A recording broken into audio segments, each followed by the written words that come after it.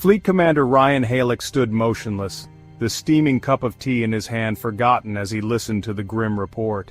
The Korrith bombardment was overwhelming, sir. Outposts on Epsilon Prime, Titan's Reach, and Haven 6, all annihilated. A low hum filled the room as the holographic display flickered, shifting to show the devastation in chilling detail.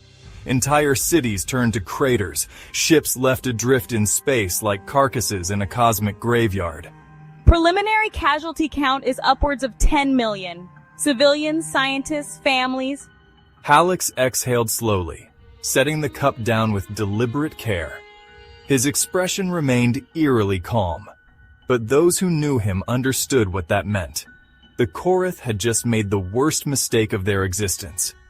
And what were the Korrith's exact words? Avari hesitated, then forced herself to continue. They said, and I quote, "Humanity's expansion has become a threat to galactic balance. This precautionary measure should serve as a deterrent against further aggression." Silence. Then, ever so slightly, Halix smiled. But it was a smile devoid of warmth. They actually called it a precautionary measure? Yes, sir. He exhaled, shaking his head. Such a fascinating choice of words. Turning, he strode toward the viewing deck, where the Titanus Armada, the most formidable fleet in Terran history, floated above the planet like slumbering giants. They think they've taught us a lesson, that we'll cower, that we'll yield. Avery watched him warily. Commander, are we launching countermeasures? Halix turned to her, eyes sharp with something ancient, something dangerous. No, we're going to teach them something far more valuable. He turned back to the fleet, the steel of his voice as unyielding as the warships beyond the glass.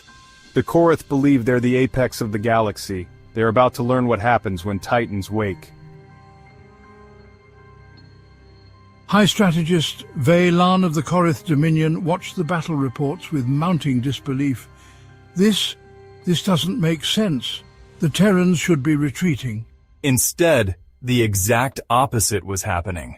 Every Terran vessel, from cargo ships to research cruisers, was undergoing full military conversion.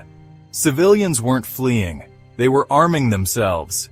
Orbital shipyards were running at triple capacity, turning mining freighters into heavily fortified warships. And worst of all, every human ship, every planetary outpost, every single Terran system had suddenly gone dark. Advisor. Sir, they've gone into blackout mode. We're completely blind. No transmissions, no comms, no hyperspace scans. Veylan's sensory frills flattened against his skull in dread. This wasn't fear. This wasn't hesitation. This was a species preparing for total war.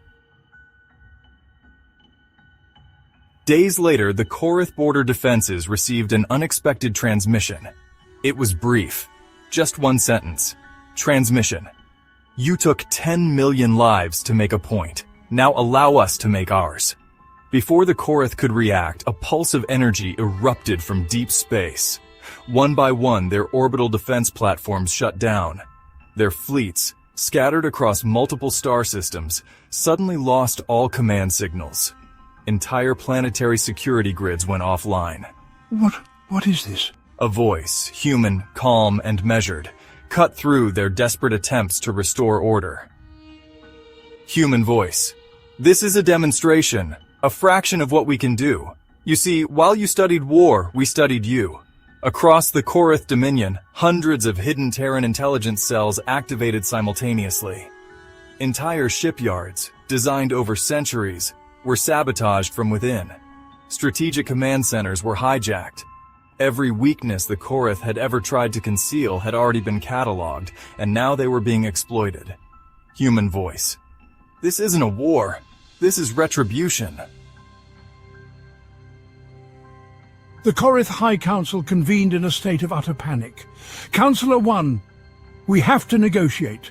They're dismantling our entire infrastructure without firing a single shot. Councillor 2, they're just humans. We are the Dominion. We can crush them. No, we can't. They've been preparing for this for centuries. We thought we were containing a growing threat. We were wrong. They weren't expanding recklessly. They were testing the waters, measuring our reactions, and now Now they're done pretending. Fleet Commander Ryen Halix stood on the bridge of the TDF Aegis, the largest warship ever constructed by humanity. Commander Halix, what are your demands? And when they are restored, we will continue our expansion. You will rebuild every colony you destroyed using your resources, your labor. There will be no more unprovoked attacks on our people. And if we refuse? Then we will erase you. We accept your terms. Years later, on the newly restored world of Haven 6, a young Korrith student raised a hand in class. Korrith student professor, is it true that the humans once threatened to wipe out our entire civilization?